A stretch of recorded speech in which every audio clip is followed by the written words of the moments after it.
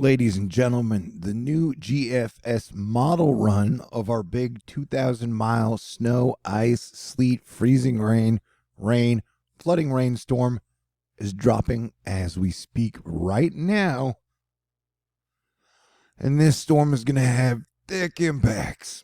But first, let us check out the rain that is hitting South Texas right now that is making me so lazy. But me talking to you and making this video helps me procrastinate cleaning my apartment for the Chinese New Year. And my apartment definitely needs it. Yeah, that's quite a bit of rain we're getting right now. So, be safe in traffic. You can see flood advisories are up here, and oh my God, it is cold advisories are up here, and then oh my God, it is windy advisories are up there. So take them all into consideration. Now let's look at the 48-hour mixed precipitation map, and that last frame there is big and colorful with lots of precipitation mixins and fixins. So I hope everybody's ready, especially in Texas. I would stay in, and I would allow your employees to stay in if you were going to be under any of the ice watches. Help save lives. And then if you can see the big peach strand stretching all the way up. So yeah, it's going to be a pretty big storm, man. Will it be the biggest storm of 2022 winter? I don't know. Stay tuned. We got a lot of storms on the way after this one. Now let's look ahead to days 3 to 7 on the U.S. Hazards Outlook. You got much below normal temperatures in a lot of spots. You got heavy snow coming. You got a lot of spots of much below normal temperatures. Freezing rain and sleet in that entire giant pink weenie. And then heavy rain this area could be a big problem. And then you got much below average temperatures in Alaska. And then heavy precipitation down here. Also, we're looking at the NWS WFO. I know that sounds like an insult, but it's not. SC, total ice accumulation forecast. And you can see the darker blue is over 1/10 of an inch. The yellowish is over 1/4 of an inch, and then the orangish is like 1/2 inch of ice.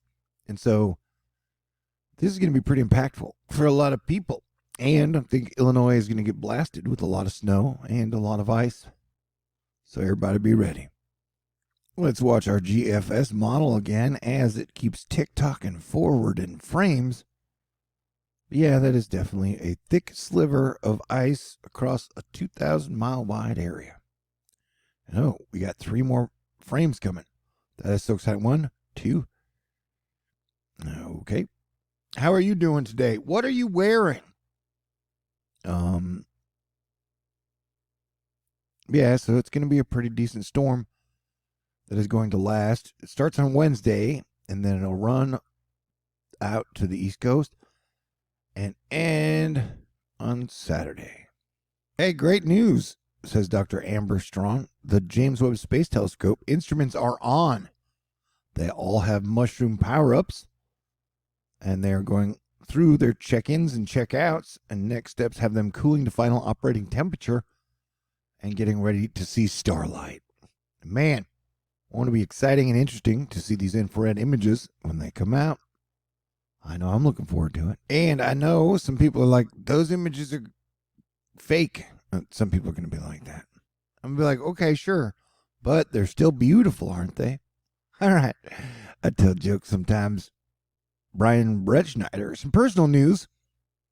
He decided to go with the 11:1 snow ratio. So adjust your dials accordingly. DFW's got the winter storm watches up, says Peter Delkus. For Wednesday evening through Thursday afternoon with moderate to heavy mixed winter precipitation, snow with ice accumulation possible. Travel is expected to be difficult, to say the least. Stay tuned for updates. We definitely will. That's a lot of areas. You're talking Denton, Fort Worth, Dallas, Abilene, Brownwood, Wichita Falls. That's a big expanse. It's rare that I don't get what Storm Chaser Nick is trying to say. So maybe you can interpret this for me. Rents are up 40% in some cities, forcing millions to find another place to live. And my rent jumped like $55 which is like 10% or 8%, 12%. I don't know. I'm not good with percentages. But snow, it's coming. Robert going with the 10-to-1 ratio. Talking about if this verifies, over a foot of snow for quite a few states, including states. Okay, Mercury's still retrograde. It'll go direct on the 4th. And then up here, Rob Zobbs saying, hey, there's a blizzard warning issued for much of right now, Manitoba, including Winnipeg. Strong cold front will push through overnight, bringing northwest winds gusting to 80 kilometers.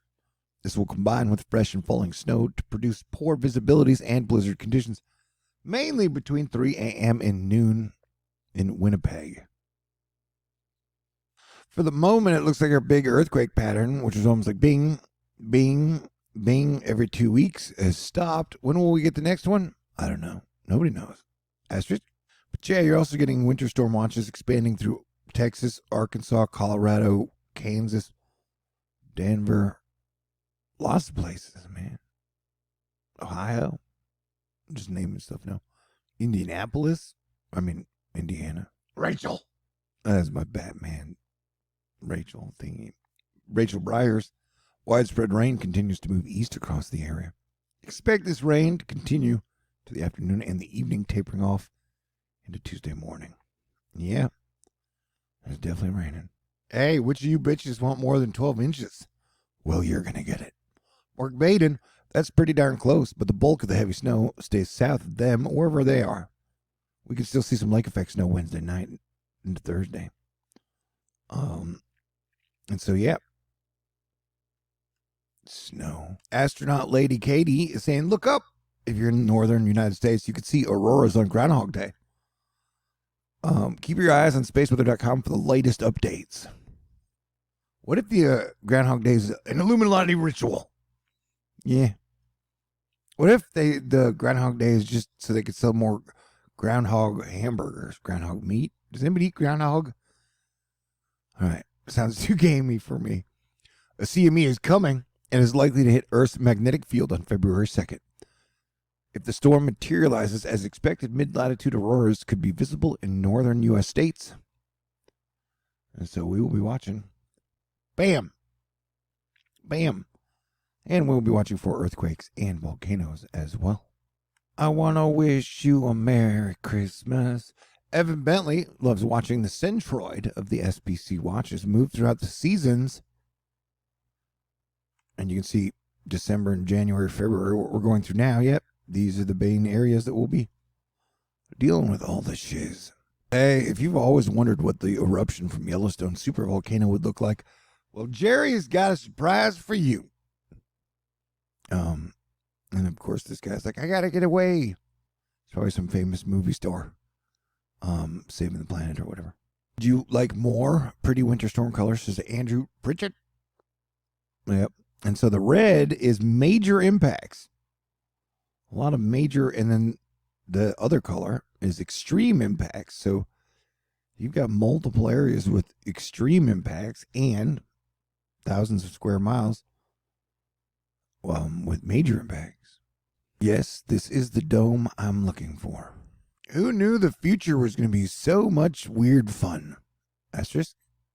We're waiting for the possibility of another major coronal mass ejection, M-class, possibly even X-class.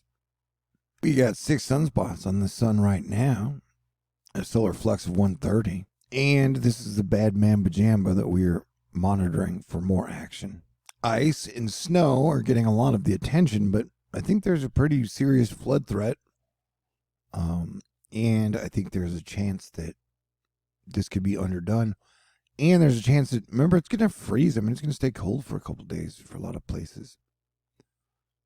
Oh, and by the way, when this storm ends, models have been hinting at the possibility of another nor'easter right there. Boom. Around the 8th, the last GFS run had it stronger and more towards the northeast New England area. This, of course, is making it not as strong and taking it out to sea, it looks like. But we will have to continue to monitor, which is what we do. How cold is too cold in the middle of winter? Excellent question. Shrug. Tuesday AM, 164 million below freezing. What? 164 million below freezing is definitely way too cold. Oh, they're just talking about people, I guess. I was going to say, I don't think we could survive that temperature. You get frostbite on these nuts or whatever. 142 million freezing, and then 120 below freezing. So, I mean, it's going to be a cold week for a lot of people. Like, if my math is correct, half the United States is going to be freezing on Tuesday. So, wear a jacket. Stocks and crypto are rallying at the end of an abysmal month for them. But it's probably just the new moon pump, and then it dumps by full moon, or so they say. All right, here comes all the sad shit. All aquatic life destroyed. Samsung Austin plant spilled up to 760,000 gallons of acidic discharge into the tributary. So strange sounds. Pisces Rihanna is pregnant with her boyfriend. Rocky ASAP's baby. She's beautiful. That wasn't the sad news. I got more sad news. This is snow in Boston, I think. All right, here's more of the sad news. Medeiros. If I were watching a post-apocalyptic science fiction film from the 1970s or 1980s that staged a scene to show how humanity, stupidity, greed contributed to their extinction, I would expect a scene as bleak as this. A different angle of the oil spill in the Amazon today. Apparently there was a major oil spill that is dumping directly into the river. And so they're now just pumping petroleum straight into an Amazon river. Although I guess if you got to look at the bright side for investors, it's probably going to cause oil to continue its 7-month climb. And I don't know, oil's been winning for 20 years, bro. Oil and war have been dominating this economy, as I've been saying for my 9 years at THORnews. Anyway, I hope you have a very wonderful Chinese New Year Eve and a happy Chinese New Year. We'll have 3 starts to 2022. The third will be the astrological one in March 20th. And I want you guys to know that I super duper absolutely mega appreciate y'all. Y'all went above and beyond in this month's fundraiser, and I super appreciate that. And I promise to super kick ass for y'all all throughout February. So thanks again to Karen, Jesus Loves Gays on Facebook, Lenier, Rob, Catherine, codename Smos and Stews, and everybody awesome and cool in Astro Fight Club. You guys have been utterly amazing to me the whole time, and I will try to continue to keep leveling up and raising my game, and I hope you do the same. Everybody stay cool. God bless y'all, and let's have a good week. And let's have a great February, even though we have the Pluto return and Valentine's Day. Yay. All right.